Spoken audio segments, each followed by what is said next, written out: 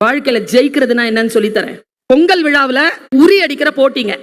6 வயசு பையன் ஜெயிச்சாங்க. அந்த குழந்தை கிட்ட கேட்டேன், எப்படி ஜெயிச்சேன்னு.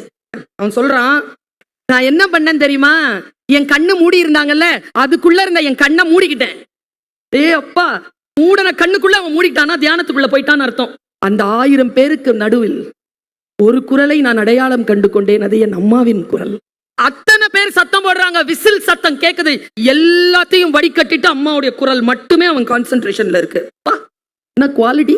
1000 பேர் சத்தம் போடுற நடுவுல, ராஜா லெப்ட்ல போ, ரைட்ல கொஞ்சம் வா, கொஞ்சம் ஒரு அடி முன்னாலவே போறான்.